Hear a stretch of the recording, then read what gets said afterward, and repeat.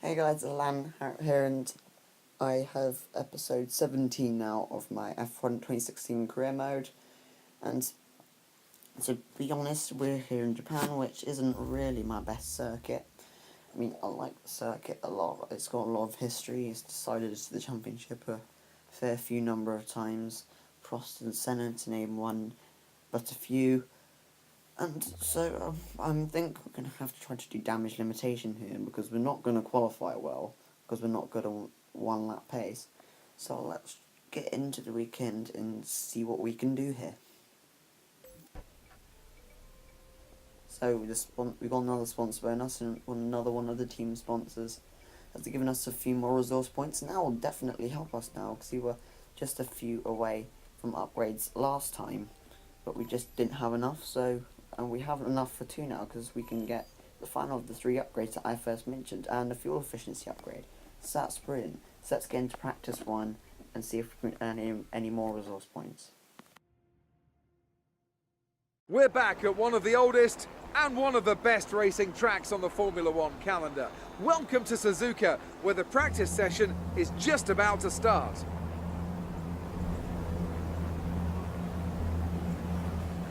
One of the more intimidating corners on any Formula One track is the legendary 130R. Whilst unusual, the name actually comes from the original design of the corner, a 130-metre radius turn starting just past the track crossover. Over the years, due to several severe accidents, the corner's been redesigned to create a straighter entry and creating what is now a double apex left-handed corner. Despite the changes, this is still one of the most exhilarating corners that drivers in F1 have to take. It's not normally considered an overtaking spot, but this is the scene of one of Fernando Alonso's most famous manoeuvres, when in 2005 he passed Michael Schumacher's Ferrari around the outside. So here we are in practice 1, and obviously you've got the soft, medium and hard tyres here, because there's a lot of tyre wear here in Japan.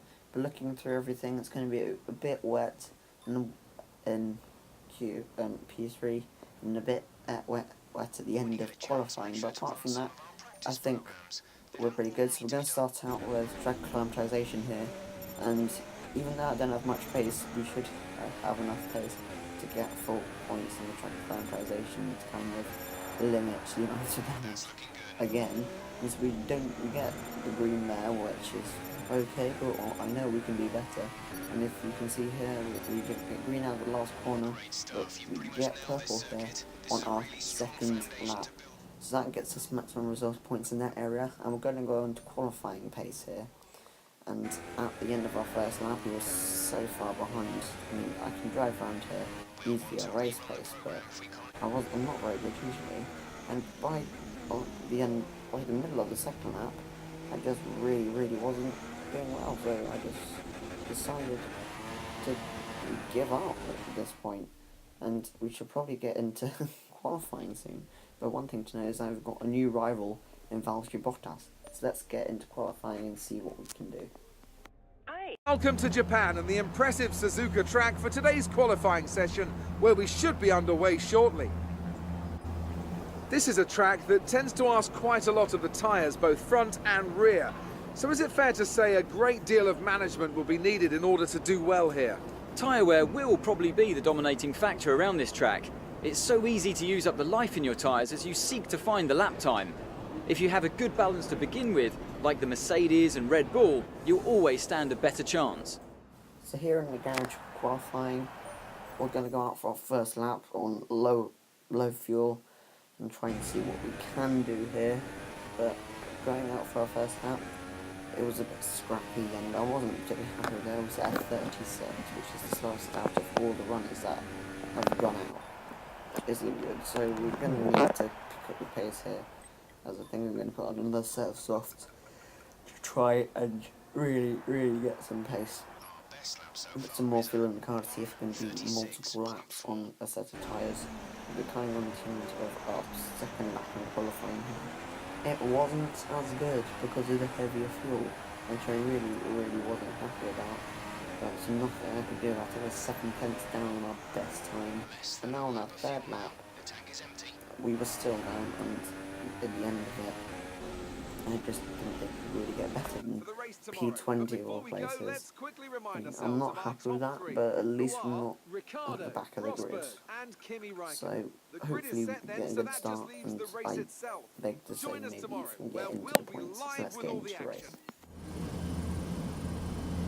And a very warm welcome to the Japanese Grand Prix, an event that has decided a drivers' championship 11 times over the years and has hosted some very memorable races as well.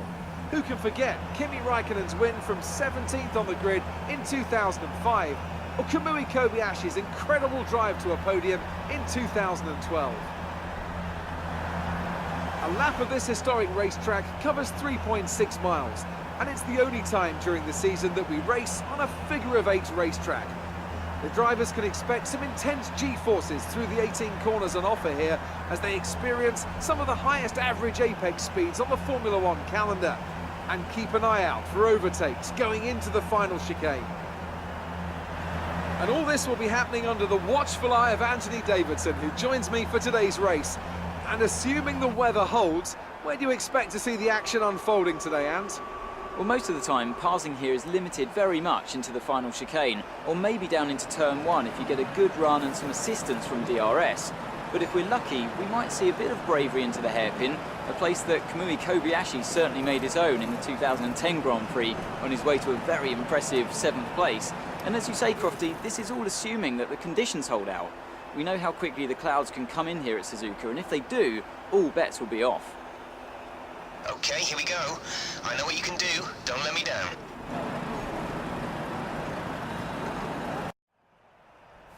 So you are on the grid for the Japanese Grand Prix here, and it's pretty simple. Soft to hard, just going to skip out through the medium tyres, and I guess we're just going to, and I'm going to put more and less fuel in to see if a lighter car will help us at the start of the race with both grip and with fuel management, because I don't have to go into it and everything. I can pretty much just stay in standard.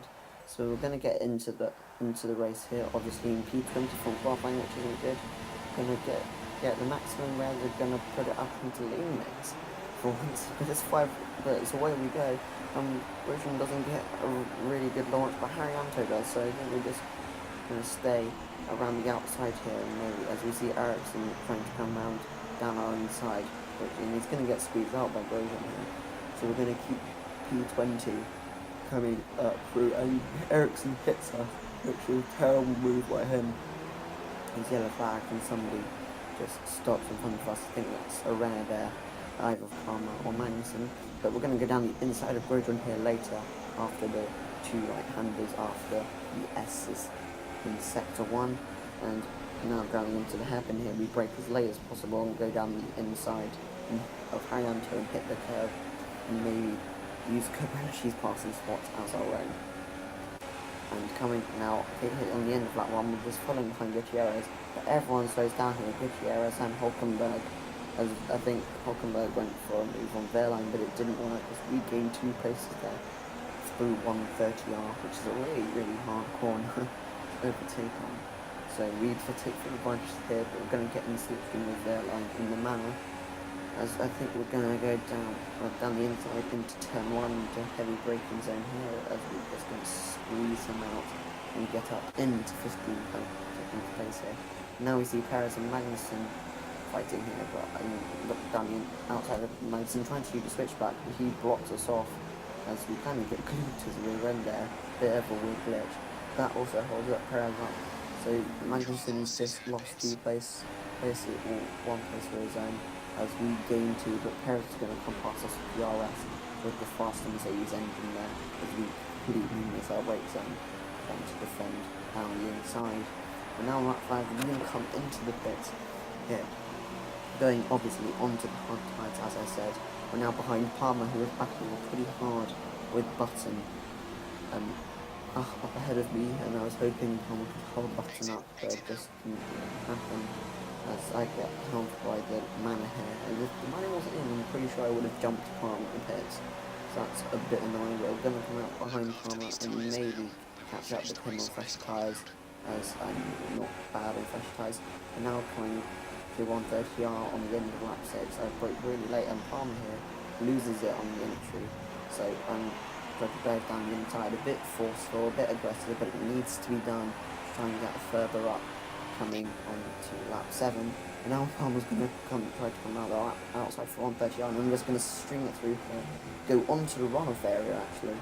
But I think just with the illegal rights there. So good defending from us there here on lap 7. And so I think we've got more to do. And here on lap 9, Palmer's caught up with us again. And it's Hockenberg now. He came into the pits and now soft tyres, so I think he's going to have the better of us here. Yes, he does. There's better grip. He comes from outside for the 130R. So a lot like Alonso's move, so we're going to go defensive, try to squeeze Palmer out here as he makes contact with us as well as their line as we go onto the runoff area again as we keep streaming it through. And now Palmer's got DRS as we go onto lap 12 here. We're just going to keep it down as he goes a bit wider. We're just going to try to keep it down the inside, which we do, so we get back up into 13th place. And now Button's got a puncture. Or he's going pretty slowly, either one of the two, so we get up into 12th place, a free position there. But now on the final lap, we're just going to have to defend through one more corner. Palmer comes down the outside cleanly, but I think we're going to have to go do or die move here, coming into the last chicane like Ayrton Senna.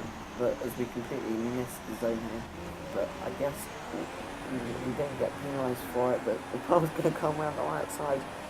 Are we going to get 12th place? I think we are. So, a bit of a messy end of the Grand Prix there, but I'll take 12th place from the Grand Prix after all what happened there. I think I'll have to give it to the Toro Rosso driver. They did a great job at getting the most out of their tyres without losing pace, something that's a very handy skill to have in modern day Formula 1. Potential, so I guess I'll just move on to the US, which is a decent track for me in the next episode. Really, so thanks for watching, guys. Please leave a like if you enjoyed the video, subscribe if you are new, and I will see you later.